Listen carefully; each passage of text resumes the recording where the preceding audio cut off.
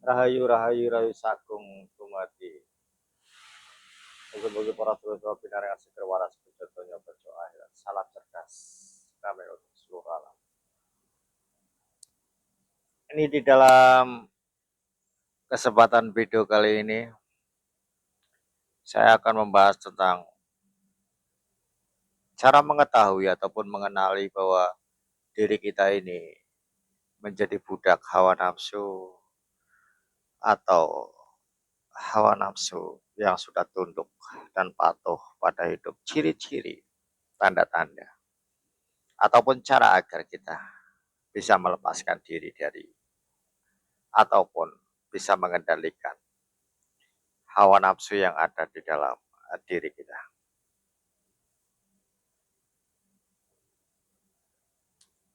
Video ini sengaja saya buat karena banyak sekali yang ternyata tidak memahami dan tidak mengerti konsep dasar, pengertian awam bahwa kita untuk bisa melepaskan diri kita dari pikiran kita sendiri. Ini banyak sekali yang tidak mengerti dan tidak sama sekali tidak mengetahuinya. Dan mereka bertanya, bagaimana mungkin kita bisa melepaskan diri dari pikiran kita sendiri, sedangkan sudah ada tertulis yang dia mengatakan kita harus menggunakan akal sehat. Kita harus menggunakan akal sehat. Inilah suatu pertanda bahwa tidak mengerti dan tidak kemengertiannya dan ketidakpahaman atas melepaskan diri dari pikiran kita sendiri. Sebelum saya lanjutkan, yang belum subscribe silakan subscribe.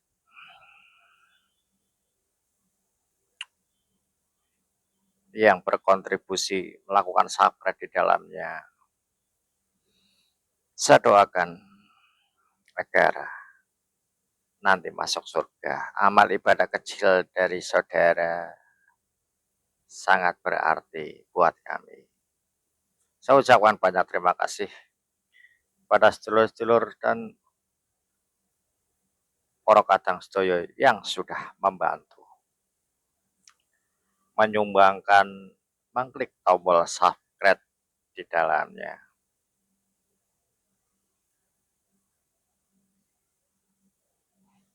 Langsung kita awali aja biar tidak terlalu panjang lebar.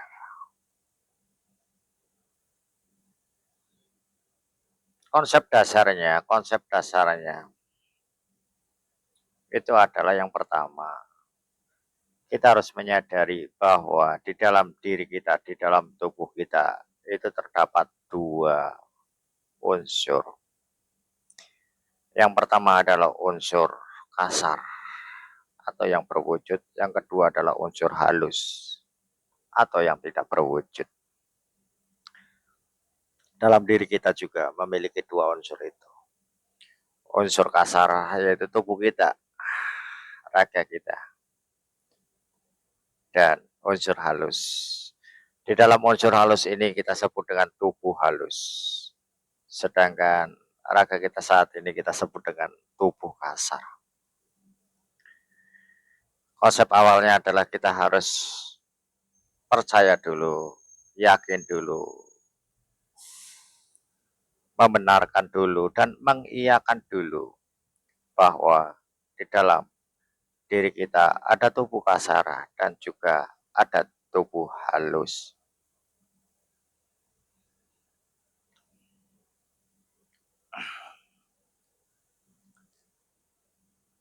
Tubuh kasar apa aja seperti yang kita lihat tubuh kasar adanya.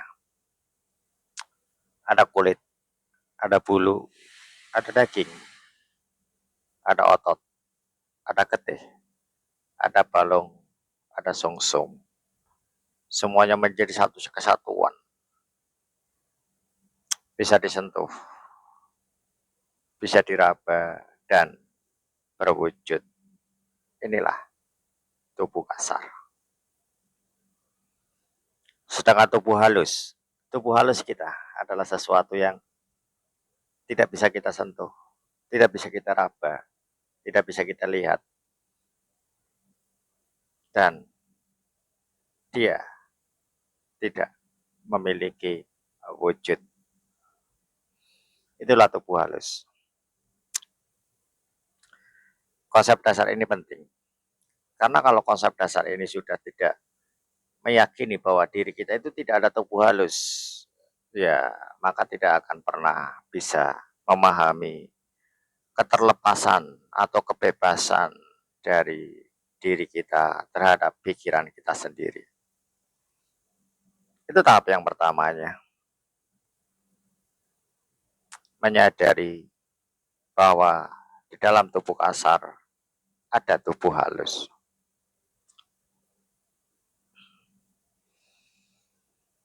Yang selanjutnya, bahwa di dalam tubuh kasar ini merupakan banyak sekali komponen-komponen, banyak sekali perangkat-perangkat, banyak sekali suatu hasil karya dari Sang Pencipta itu sendiri menciptakan betapa dahsyatnya kecanggihan-kecanggihan dari panca indera yang kita miliki. Inilah tubuh kasar. Inilah tubuh kasar. Punya penglihatan, penciuman, pendengaran, alat pencercap, alat perasa, alat peraba. Itu adalah panca indera. Dan panca indera ini mempunyai bentuk, mempunyai wujud yang ada dalam tubuh kita.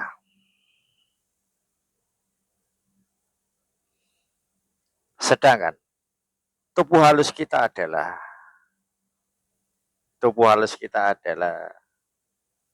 suatu kekuatan yang masuk di dalam panca indera itu.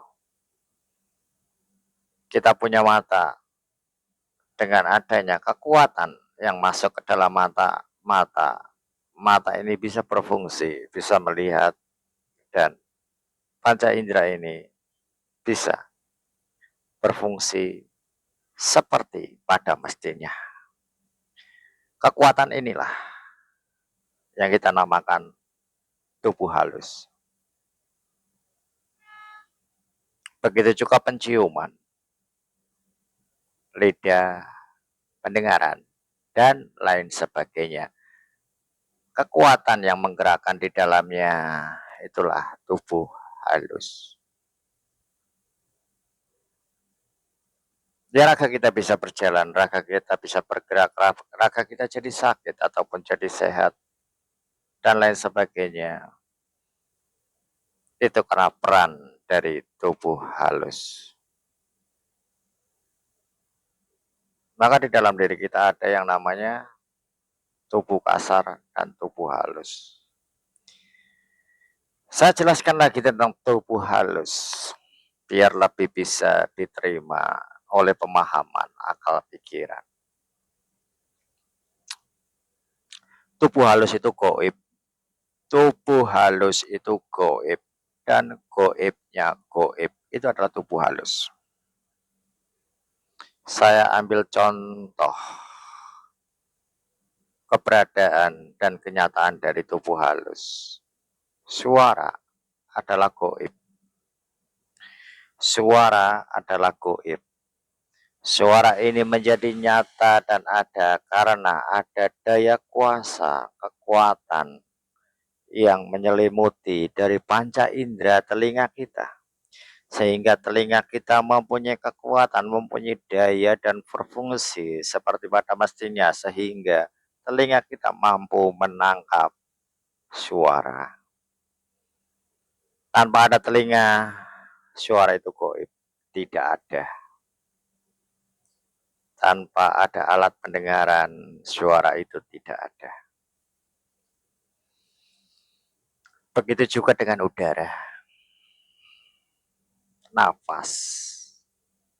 udara atau nafas ini adalah gaib.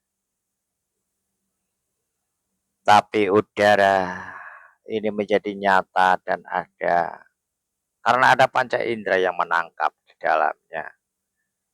Dan yang lebih spesifik menangkap dari udara ini adalah nafas. Walaupun kulit mampu menangkap udara, tapi kulit hanya mendeteksi suhu dari udara. Tapi penciuman ini alat ataupun bagian dari panca indera kita untuk menangkap udara ini menjadi nyata nyatanya lebih lengkap dan lebih detail daripada panca indera kita yang lain. Nafas ataupun udara itu gaib, tapi dia ada dan nyata. Inilah yang dinamakan tubuh halus. Tubuh halus adalah suatu kekuatan yang menggerakkan atau daya kuasa di dalam panca indera diri kita atau sesuatu yang ada di dalam diri kita. Begitu juga dengan pemikiran, ide, atau segala sesuatu yang muncul dari pikiran kita, itu pun gaib. Ide-ide pun gaib. Terobosan-terobosan ataupun langkah-langkah yang akan kita lakukan, itu pun gaib. Tapi itu akan menjadi nyata dan itu menjadi ide dan itu juga ide. Bisa tertularkan atau menyambung, tertular ke orang lain dalam bentuk inspirasi. Itu juga gaib. Gaib adalah sesuatu yang tidak terlihat, tapi nyata adanya. Karena adanya pikiran, maka gaib itu bisa ditangkap dan bisa dirasakan kenyataannya. Seperti ide, seperti pikiran, seperti inspirasi. Itu menjadi ada dan nyata karena adanya otak di dalam tubuh kita. Dan daya kuasa, kekuatan yang menggerakkan otak ini, inilah tubuh halus. Untuk nyampe sini, ada lagi yang dipertanyakan, nggak silakan aja komen, subscribe dalam channel ini.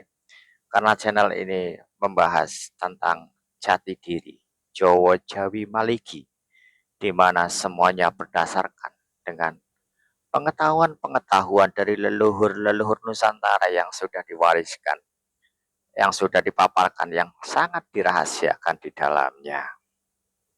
Segala sesuatunya adalah ilmu pengetahuan yang bisa dibuktikan. Saya ambil contoh seperti pembuktian yang gaib-gaib tadi, itu adalah hal yang gaib. Jadi hal yang gaib itu jangan lepas dari apa yang ada, dari yang saya paparkan tadi. Jangan terlalu menghayal dan menghalu. Dan jangan juga terlalu terbawa oleh angan-angan dan inspirasi pikiran-pikiran kita sendiri. Karena di sini saya akan berfokus dan membahas tentang bagaimana kita terbebas dari pikiran kita sendiri, di mana ada satu yang bertanya, bagaimana kita bisa terbebas dan terlepas dari pikiran kita sendiri, sedangkan kita membutuhkan pikiran kita sendiri untuk berpikir, menggerakkan, menganalisa, dan menentukan arah hidup kita kemana, baik dan buruk juga karena analisa dari pikiran kita. Bagaimana kita bisa melepaskan diri dari pikiran kita untuk bertindak. Bagaimana kita bisa melakukan segala sesuatu tanpa pikiran kita. Itu pertanyaan yang bagus sekali.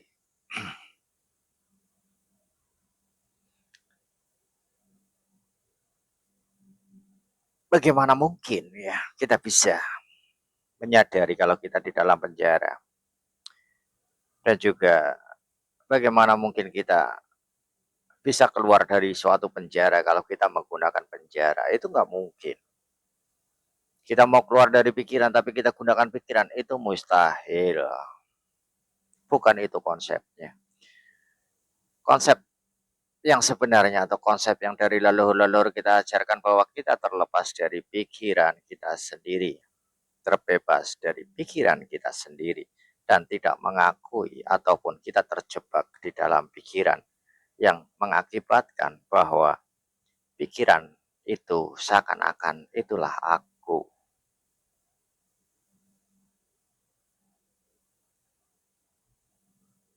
Pikiran, seperti yang tadi saya sampaikan dan saya jelaskan di awal, itu adalah perangkat.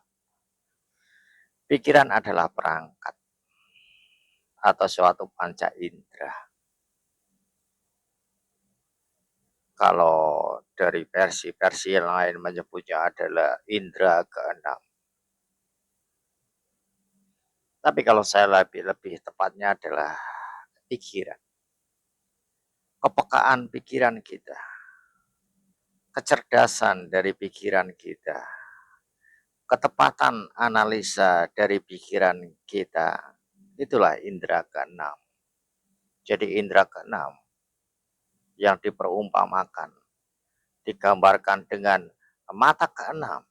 Ada yang mengatakan mata batin dan lain sebagainya menurut versi-versi mereka. Itu hanya penggambaran dari konsep-konsep mereka. Itu nggak salah,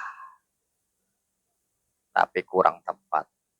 Bahwa sebenarnya yang namanya mata batin adalah kecerdasan dari pikiran kita. Yang namanya mata batin adalah ketepatan dari analisa pikiran kita. Yang namanya mata batin, kita bisa tembus pandang, mengetahui sesuatu yang di luar dari diri kita, yang tempatnya jauh dari diri kita.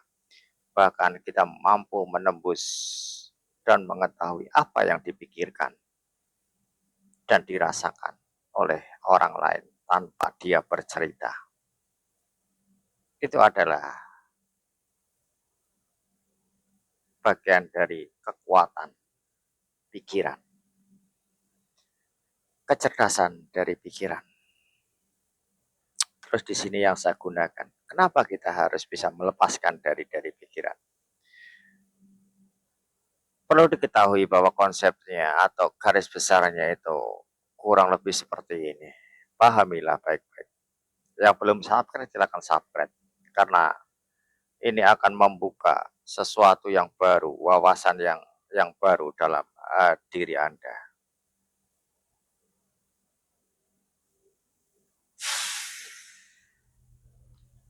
Agar kita bisa terbebas, benar-benar terbebas dari pikiran kita.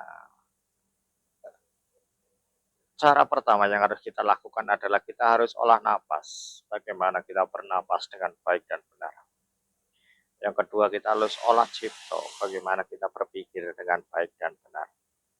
Yang ketiga adalah kita harus melakukan olah rasa. Bagaimana kita bisa merasakan yang baik dan benar. Yang keempat adalah kita harus melakukan olah karsa, di mana kita akan bertindak dan berbuat, ataupun kita memiliki keinginan dengan baik dan benar. Itu adalah laku agar kita terbebas dan menyadari akan kebebasan dari diri kita, mengetahui akan kesejatian dari diri kita, dan tidak lagi terjebak oleh pikiran. Memang pikiranlah salah satu alat di dalam diri kita yang akan memenuhi semua kebutuhan dari fisik kita, memenuhi kebutuhan dari tubuh kita. Kita lapar, maka pikiran kitalah yang menentukan, yang bekerja. Kita akan makan apa dan bagaimana kita nanti bisa makan. Pikiranlah yang bekerja dan menentukan itu. Pada saat kita haus, itu pun sama. Pada saat kita merasakan ngantuk, itu pun sama. Pikiranlah yang memenuhi semua kebutuhan. Karena kebutuhan ini ada 3. Kebutuhan yang sangat-sangat perlu kita ketahui dan kita pilah. Kita bagi menjadi 3. Yang pertama adalah kebutuhan fisik atau kebutuhan jasmani. Yang kedua adalah kebutuhan dari pikiran kita. Yang ketiga adalah kebutuhan dari roh kita atau kesadaran kita. Masing-masing memiliki kebutuhan. Di sini yang perlu kita waspadai, selalu eling lan waspada, adalah kita mewaspadai atas kebutuhan dari pikiran kita sendiri. Di mana pikiran adalah alat yang tercanggih di dalam tubuh kita ini untuk memenuhi, mewujudkan, dan menentukan arah, langkah, dan mengambil keputusan.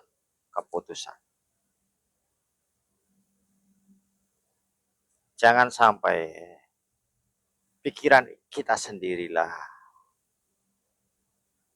yang menjadi tuan, yang memperbudak atas hidup. Harusnya dan sebaiknya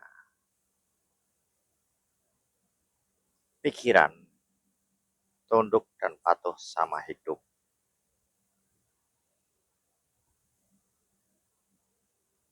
Saya ambil contoh dari yang saya ceritakan, konsep yang saya ceritakan tadi itu, bahwa tubuh kita itu butuh makan. Maka pikiran kita akan memenuhi apa yang dibutuhkan dari tubuh kita, yaitu memenuhi dari rasa lapar tadi.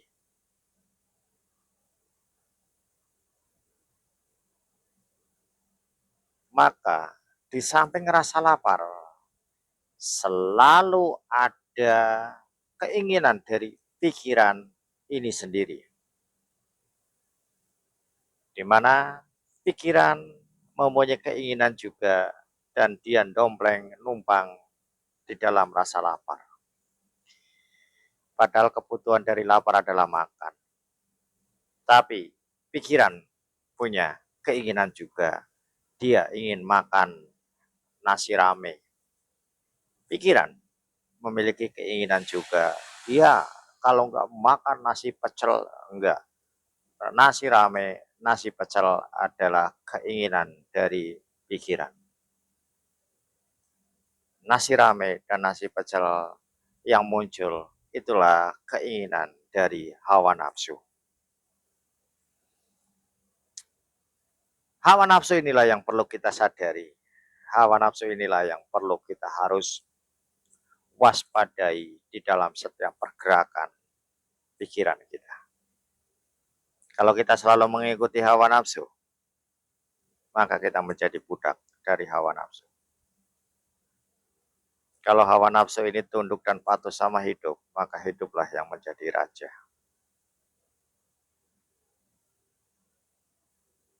Di samping kebutuhan fisik, kebutuhan pikiran, ada kebutuhan rohani atau kebutuhan roh. Titik nilai kesadaran di sini adalah kita memenuhi kebutuhan roh dan apa yang roh kita inginkan lebih utama dan diutamakan dibandingkan kebutuhan fisik dan kebutuhan pikiran. Saat kita bisa mampu mendengar kebutuhan rohani kita dan apa yang dibutuhkan dari rohani kita, dan kita mewujudkan apa yang diinginkan dari rohani kita, disitulah titik kebebasan, di mana kita tidak terikat dengan pikiran kita. Kita sudah terikat menyatu pada rasa sejati, bukan pikiran kita. Pikiran kita bekerja bergerak sesuai dengan rasa sejati yang kita rasakan. Pada saat rasa sejati merasakan saya ingin sujud, sujudlah. Pikiran kita memenuhi apa yang dibutuhkan dari rasa sejati, maka akan segera mengambil langkah dan tindakan ambil air wudhu ke tempat ibadah dan beribadah di dalamnya, melakukan sujud di dalamnya. Itu adalah bentuk dari kita sudah menemukan rasa sejati. Satu hal tindakan yang sama juga bahwa kita berpikir bahwa ini udah waktunya ibadah, ternyata berpikir dan saya dipikirkan dulu rencana saya akan ke ibadah. Menggunakan apa yang kita pikirkan. Maka apa yang kita lakukan, ibadah yang kita lakukan itu adalah ibadah berdasarkan hawa nafsu. Bedanya di situ. Bedanya sangat tipis. Perbedaan antara hawa nafsu yang mengendalikan diri kita dan diri kita menjadi budak dari hawa nafsu, atau hidup yang menjadi raja dan hawa nafsu tunduk dan patuh mengikuti keinginan hidup. Perbedaannya di situ. Itulah trik dan cara agar kita bisa membebaskan diri dari pikiran kita. Cukup paham dan jelas ya. Ini sudah hampir menit ke 26, cukup lama juga. Saya akhiri aja. Rahayu rahayu rahayu sakung tumadimu salam cerdas kami alam.